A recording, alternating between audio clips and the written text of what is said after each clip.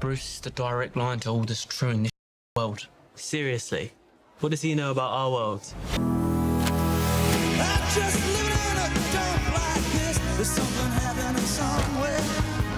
You should be listening to our music before you start getting confused and hating yourself. You can't start a fire without a spark, and that's certainly true about the new indie film from director, producer, and screenwriter of Bend It with Beckham. Blinded by the Light, the coming-of-age story of a British Pakistani kid obsessed with Bruce Springsteen's music. It opens August 16th.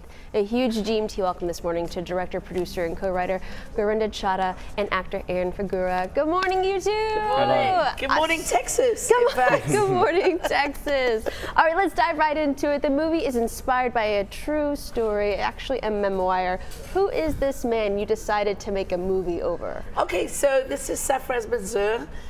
He wrote a beautiful memoir about growing up in Luton, which is like 25 miles out of London, and growing up in the 80s, which were quite dark times. We had Margaret Thatcher in England, you had Ronald Reagan here, and there was a lot of unemployment, particularly for young people. And he feels kind of trapped, but he wants to be a writer. And one day he's feeling so depressed, his parents are like, that's not a proper job, you gotta get a proper job. And someone gives him a cassette of Bruce Springsteen.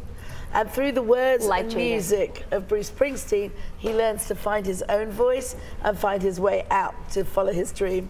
And now you can relate to this memoir because you also have this love for Bruce. Yeah. In fact, so last night I went to see the movie. There was a Q&A afterward, and something that stood out to me. You said, I wrote this for Bruce. Nobody else but him. Yes. So where did this love, do you remember where you were when you're like, this is the man that I'm going to follow. He is my person. Well, when I was at school, I had a Saturday job in Harrods in the record department. And one day, this guy, English guy with long hair and a beard, said to me, have you ever heard of Bruce Springsteen? And I said, yeah, but I'm not a rocker, because I've had him down as a sort of heavy metal guy. And then he pulled up the album, Born to Run, and the cover is a white dude and a black dude kind of looking really intimate and look like they're having fun, playing their instruments and stuff. And I'd only ever seen that before with Casey and the Sunshine Band. That's the only band I'd ever seen that was black and white. Yeah. So that intrigued me. Took it home, absolutely loved his soulful voice, his lyrics, the way the saxophone combined with that music. And then I went to see him in 1983.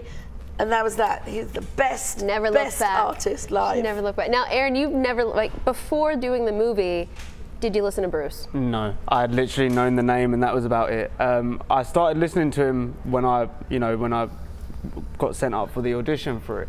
And it was so far from what I would usually listen to, but of course I'm playing real guys. I'm playing, an Indian guy from Luton, a 16-year-old Indian boy from Luton. Well, you're the one that inspired everything. Of course, so to do this character justice, I had to understand what it was about his words that resonated so well with someone from a completely different culture and a completely different age. So I kind of had to force feed a lot of the music to myself, but then after I kind of had like a bit of an epiphany force feed the music to myself. He normally listens to NWA. Yeah, no, I'm a rap fan, so it's so far from what I would usually listen to, but honestly, like he's a very grounded person and as a musician and just as a man. So see, part of our mission is to convert the world into Bruce Springsteen fans. Okay. And we've got one. You got your first convert right here. I think it will introduce Bruce Springsteen's music to a brand new generation of people, so I'm looking forward to that.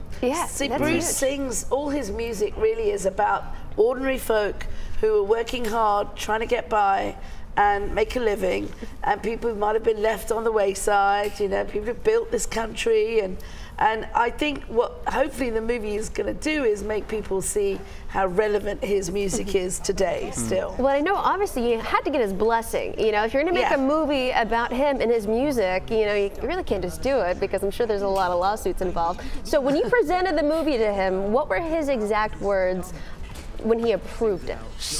So we were standing on the red carpet for his the premiere of his movie, The Promise.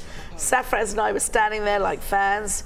Bruce walked over and because he recognized Safraz as a super fan, walked over and said, "Man, I read your book." And Safraz had a meltdown. I decided, okay, this is it, this is my moment, and I just blurted out, "I'm Gurinder Chadha, I make Bendit Like Beckham, we need your support, please help us, Bruce, please support us, we want to make a movie."